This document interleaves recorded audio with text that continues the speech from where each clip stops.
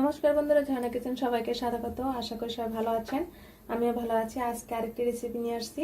আজকে তৈরি করব পুদিনা পাতার পকোড়া। আমরা পুদিনা পাতাকে ভালোভাবে ধুয়ে বড় বড় করে কেটে নিয়েছি। খুব সহজেই পুদিনা পাতার পকোড়া তৈরি করব। আমরা এখানে 2 চা চামচ পরিমাণের মতো ধনেপাতা কুচি করে নিয়েছি।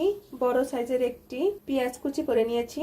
এখানে আধা চা চামচ পরিমাণের যে কম হলুদ এবং ধনিয়ার গুঁড়ো এবং আধা চা চামচ পরিমাণের মতো লঙ্কার গুঁড়ো, এবং এখানে আমরা ছোট বড় 5টি কাঁচা লঙ্কা কুচি করে নিয়েছি। আপনারা ঝালটা আপনার পছন্দ অনুযায়ী ঝালটা বাড়িয়ে কমে দিয়ে দিবেন।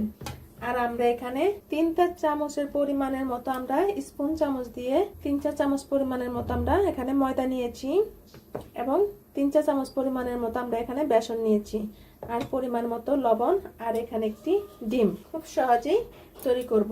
যে একবার খাবেন সে কখনোই বলবেন না পুদিনা পাতার পকোড়া। এখন রমজান মাস, এখন পুদিনা পাতা সবখানেই পাওয়া যায়। খুব সহজে তৈরি করা যায় এবং খুবই টেস্টি এবং খুবই মজাদার একটি পুদিনা পাতার পকোড়া। প্লিজ বন্ধুরা, এখনো যারা সাবস্ক্রাইব করনি তারা প্লিজ সাবস্ক্রাইব করে দেবে। এখন আমরা পুদিনা পাতাগুলো পকোড়াটি তৈরি করে নিব।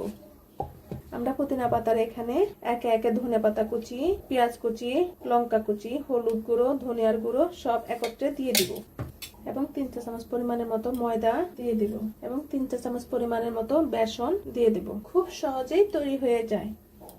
আমরা পরিমাণ মতো লবণ, প্রথমে এগুলো ভালোভাবে মেখে নিতে হবে। পুদিনা পাতা খুবই একটি উপকারী পাতা, পেটের জন্য খুবই ভালো। আমরা এখানে নরমাল জল দিয়ে ডোটাকে মেখে নিব। এখন একটি ডিম এর মাঝে ভেঙে দিব।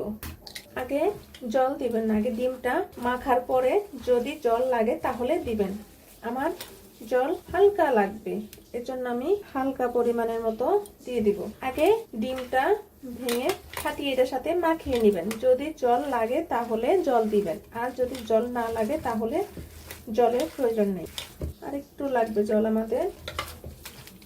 খুবই মজাদার একটি রেসিপি। প্লিজ বন্ধুরা, আপনারা আমার সাথে থাকবেন। খুব সহজেই তৈরি হয়ে যায় পুদিনা পাতার পকোড়া। আমাদের পুদিনা পাতাগুলো মাখা হয়ে গিয়েছে। এখন আমরা তেলে ভেজে নিব। আমাদের কড়াইটি গরম হয়ে গিয়েছে, এবং এই পুদিনা পাতার পকোড়া ডুবো তেলে ভাজতে হয় না, মিডিয়াম করেই তেল দিলেই ভাজা হয়ে যাবে সুন্দর।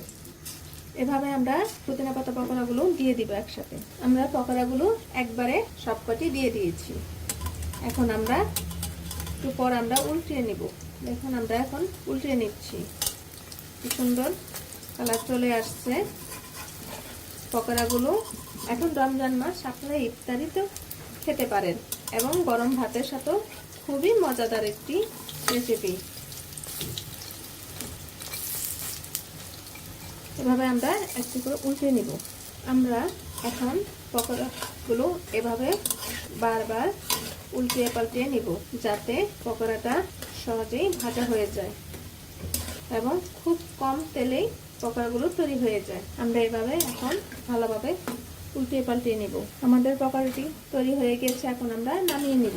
দেখুন বন্ধুরা, আমাদের পকোড়াটি তৈরি হয়ে গিয়েছে। দেখতে যেমন সুন্দর, খেতেও অনেক টেস্টি হয়েছে। আপনারা অবশ্যই বাসায় তৈরি করে খাবেন, এবং ভিডিওটি কেমন হলো অবশ্যই কমেন্টসে জানাবেন। ভিডিওটি দেখার জন্য ধন্যবাদ। Thank you.